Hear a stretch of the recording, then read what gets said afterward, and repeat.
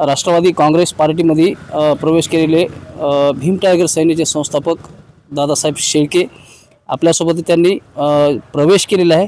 मला सांगा दादा, आपण भीम टायगर सेनेचा प्रवेश केला राष्ट्रवादी काँग्रेस पार्टीमध्ये, नेमकं प्रवेश करण्यामागचं कारण काय आणि जे महाविकास आघाडीमध्ये जे प्रवेश केलेला आहे आपण, तर भीमसैनिकांना काय आवाहन करणार आहात तुम्ही या मतदानात? जय भीम, जय संविधान, जय राष्ट्रवादी। मुळातच भीम टायगर सेना गेल्या 25 वर्षापासून बहुजन समाजामध्ये फुले शाहू आंबेडकरी विचार करण्याचं काम करतं, अन्याय अत्याचार विरोधात आवाज उठवण्याचं काम करतं। पण यावेळेस भीम टायगर सेनेचा मी राष्ट्रीय अध्यक्ष, मी स्वतः राष्ट्रवादी काँग्रेस शरदचंद्र पवार पक्षात प्रवेश केलेला आहे। त्याचं सर्वात मोठं कारण की हे भाजप सरकार संविधानाच्या एक कलमाला डिस्टर्ब करण्याचं काम करत आहे। एक्झाम्पल गेलं तर आपल्याला माहीत असेल, जेव्हा नवीन संसद भवनाचं उद्घाटन सोहळा झाला त्यावेळेस या मोदी सरकारने प्रत्येक खासदाराला संविधानाचं वाटप केलं आणि त्या संविधानाचे जे प्रास्ताविक आहे, प्रेमबल, जे संविधानाचा आत्मा असं त्याला म्हटलं जातं, त्यातील धर्मनिरपेक्ष शब्द गाळला। मुळात धर्मनिरपेक्ष जर संविधानाला शब्द गाळला तर हा फक्त हिंदू राष्ट्र।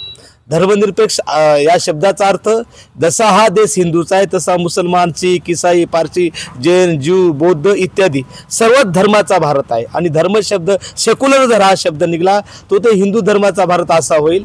आणि म्हणून सर्व चित्र बघितल्यानंतर मला स्वतःला वाटलं की शरद पवार साहेब यांची पहिल्यापासून जे भूमिका बघता, जे फुले शाहू आंबेडकर हा जो शब्द ज्यांनी जन्म दिला की फुले शाहू आंबेडकरांचा महाराष्ट्र शरद पवार साहेबांना, आणि बाकीचे जे काम मराठवाडा विद्यापीठ असेल, 1991 मध्ये संरक्षण मंत्री असताना त्यांनी संरक्षण विभागात देशाला स्वातंत्र्य मिळाल्यापासून 11% महिलांना त्या ठिकाणी आरक्षण दिलेलं आहे, पोलीस भरतीमध्ये आरक्षण दिलं, महिलांना समान वाटप दिला, महिला आयोग काढलं त्यांनी, महिला बाल कल्याण विकास मंत्रालय काढलं। आणि हे सर्व बघितल्यानंतर उद्या जर संविधान अडचणीत आलं तर त्याला जर तोंड देण्याची ताकद असेल, धमक असेल, ते फक्त शरद पवार साहेब। आणि हे सर्व बघितल्यानंतर कारण संविधान आमच्यासाठी स्वतःच्या प्राणाहून प्रिय आहे आणि त्याला वाचविण्याची धमक शरद पवार साहेबांमध्ये दिसली, म्हणून मी राष्ट्रवादी काँग्रेस पार्टी शरदचंद्र पवार पक्षात प्रवेश केलेला आहे। एकंदरीत शरद पवार साहेब सत्तेमध्ये आले तर आपल्या याला संघटनेला काय वाटा मिळेल? नाही, नंबर 1 तर पहिल्यांदा आमच्यासाठी संविधान महत्त्वाचं आहे। जी घाण केली आहे भाजप सरकारने त्याला दुरुस्त करण्याचा शब्द आम्हाला पक्षाच्या वतीने प्रदेशाध्यक्ष जयंत पाटील साहेबांनी दिलेला आहे। आणि बाकी जे आमचं मत होतं की जनरली या फडणवीस सरकार अगोदर होतं, आता तर शिंदे सरकार यांनी काय केलं, अनुसूचित जाती जमातीला जे बजेट आहे संविधानानुसार लोकसंख्येच्या प्रमाणात आपलं एससीचं बजेट असेल, एसटीचं असेल, ते खर्च करणं बंधनकारक असताना यांनी त्याला कात्री लावून हा पैसा इतर वर्ग केला आहे। पहिल्यांदा आमची ती मागणी होती की हे जे बजेट आहे सगळं हे या जातीवर, अनुसूचित जाती आणि जमातीवर खर्च केला पाहिजे, तसा त्यांनी आम्हाला शब्द दिलेला आहे। वैयक्तिक आमच्या मागण्या महत्त्वाच्या नाहीत, वैयक्तिक आम्ही काही मागलेलं नाही, जे समाजाच्या भल्याचं असेल, समाजाच्या हितासाठी असेल ते महत्त्वाचं। आणि त्याच्यात सर्वात जास्त होतं की आपल्या अनुसूचित जातीसाठी जे समाज न्याय विभाग आहे त्यातला जो पूर्ण जे 15% जो खर्च आहे एकूण राज्याचं जे उत्पन्न आहे ते खर्च करण्याचा त्याचा कुठे बजेट आम्ही इतरत्र वळवणार नाही हा शब्द दिला। ही मागणी आमच्यासाठी महत्त्वाची होती, ती त्यांनी मान्य केलेली आहे। दुसरा एक आता महत्त्वाचा विषय आहे की भीम टायगर सेना ही राष्ट्रवादी काँग्रेसमध्ये समाविष्ट असा काही संभ्रम आहे, पाठिंबा दिला की समाविष्ट झाली तुम्ही? तुम्ही अत्यंत महत्त्वाचा मुद्दा या ठिकाणी उपस्थित केलेला आहे। कारण अनेक लोक ज्यांनी भीम टायगर सेनेला संपविण्याची सुपारी घेतली मनोवादीच आहेत, पण दुःख याचं वाटतं की आमचे सुद्धा आहेत।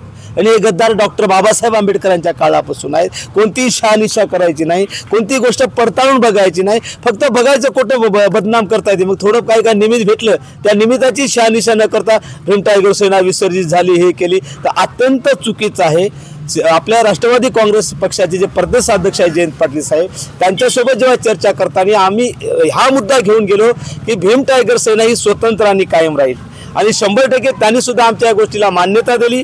जयंत पाटील साहेबांनी सांगितलं भीम टायगर सेना ही स्वतंत्र राहील, ती समाजासाठी लढेल। जेव्हा माझी आणि जयंत पाटील साहेबांची पत्रकार परिषद झाली त्याच्यामध्ये हा मुद्दा क्लिअर केलेला आहे, यूट्यूबवर पत्रकार परिषद आहे, त्यामुळे ही गोष्ट धांदात खोटी आहे। भीम टायगर सेनेला बदनाम करण्यासाठी केलेली ही काही आमच्या दलालांनी आणि काही मनोवाद्यांनी केली आहे. भीम टायगर सेना विलीन झाली नाही. भीम टायगर सेनेचं पहिल्यासारखं स्वतंत्र आणि कायम अस्तित्व आहे. अन्याय अत्याचार विरोधात ती पहिल्यासारखीच कानाखाली आवाज काढणार आहे. एकंदरीत मतदारांना काय आवाहन करणार आहोत? मतदारांना हेच सांगायचं की बाबांनो, तुमचं चालणं, तुमचं बोलणं, तुमचं राहणं हे डॉक्टर बाबासाहेब आंबेडकरांचं जे फंडामेंटल राईट दिलेलं आहे भारतीय संविधानाचं पार्ट 3 म्हणलं 19 आहे हे त्याच्यामुळं. आणि काल परत तुम्हाला माहित असेल तुमचा जो महत्त्वाचा अधिकार आहे, जे बेसिक स्ट्रक्चरचा भाग आहे, vote, one nation one vote, याचा अर्थ याच्यातून तुम्हाला समजेल नाही संविधान संपविण्याचा डाव आहे. कारण 1994 RS मुंबई प्रकरणामध्ये सुप्रीम कोर्टाचं जजमेंट आहे की केंद्राने राज्याच्या अधिकारावर अतिक्रमण करू नये. वन नेशन वन वोट म्हणजे राज्यांच्या अधिकारावर अतिक्रमण करणे. वन नेशन वन वोट म्हणजे भारतीय संविधानाचं पार्ट 15 इलेक्शन अर्थात निवडणुका, आर्टिकल 324 ते 329 याला डिस्टर्ब करणं आहे. मला सांगा, पहिल्यांदा जे मतदाराला काय वाटतं, राजा केव्हा वाटतं? इलेक्शनच्या वेळेस. जिल्हा परिषदेला मतदार वाटतं मी राजा आहो, पंचायत समितीला वाटतं मी राजा आहो, विधानसभेला वाटतं मी राजा आहो, लोकसभेला वाटतं मी राजा आहो. हे सगळं संपवायचं आणि एकच मतदान ठेवणं म्हणजे मुळातच या ठिकाणी जे फंडामेंटल आहे ते काढून घेणं, एक मत ठेवायचं आणि पुढच्या वेळेस तेच मत काढायचं आहे. तुम्हाला माहित असेल 2019ला भाजपचे खासदार साक्षी महाराज त्यांचं एक स्टेटमेंट होतं 2024 नंतर या देशामध्ये इलेक्शन होणार नाहीत. आणि तसं होणार होतं. मग दुर्दैवाने काय झालं, कारण इलेक्शनचा कायदा बदलासाठी त्यासाठी काय करावं लागतं, 362 खासदार लागतात. दुर्दैवाने आले नाहीत म्हणून तो विषय थांबला. आणि म्हणून मतदाराला एवढी विनंती करते की ही अत्यंत, जसं लोकसभेला संविधान वाचविण्यासाठी आपण त्या याच्यावर आपण इलेक्शन लढविलं, आता सुद्धा संविधानाचीच लढाई. जसं कारण मोदी सरकार आल्यानंतर वन नेशन आणि वन वोट हे कायदा मंजूर करण्याचा प्रयत्न केलेला आपल्या सर्वांना माहीत असेल. मग संविधान वाचलं, मी जिवंत, आमचा मताचा अधिकार. अरे आम्हाला किंमतच केव्हा आहे? जेव्हा इलेक्शन आहे. आम्ही राजा आम्हाला स्वतःला केव्हा वाटतं? जेव्हा इलेक्शन आहे. आम माणसाला कोण विचारणार आहे? म्हणून बाबासाहेबांनी आम माणसाला विचारण्यासाठी मताचा अधिकार दिला. एक वेळेस किती मोठा माणूस असेल तुमच्याकडे हात जोड येईल. आणि हे जर तुम्ही नष्ट करता असाल तिथं गुलामी येणार आहे. आणि म्हणून परत हे संविधान वाचण्यासाठी सगळ्या मतदारांनी आमचे फंडामेंटल राईट, आमचं चालणं, बोलणं, राहणं सगळं सुरक्षित राहावं. ह्यासाठी आपण महायुतीला खड्डा करून मातीत घालावं आणि महाविकास आघाडीला निवडून आणावं. कारण याच्याशिवाय आपल्याला पर्याय नाही, अन्यथा परत एकदा गुलामी आल्याशिवाय राहणार नाही. तर हे होते भीम टायगर सेनेचे संस्थापक राष्ट्रीय अध्यक्ष दादासाहेब शेळके. संविधान वाचवण्यासाठी आम्ही महाविकास आघाडीला पाठिंबा दिला नाही. एकीकडे जनतेमध्ये संभ्रम निर्माण होत होता की भीम टायगर सेना ही राष्ट्रवादी काँग्रेस पार्टीमध्ये विलीन झालेली आहे. दुसरी गोष्ट, संविधानाचं रक्षण करण्यासाठी आम्ही पाठिंबा दिलेला आहे असंही दादासाहेब शेळके यांनी सांगितलेलं आहे.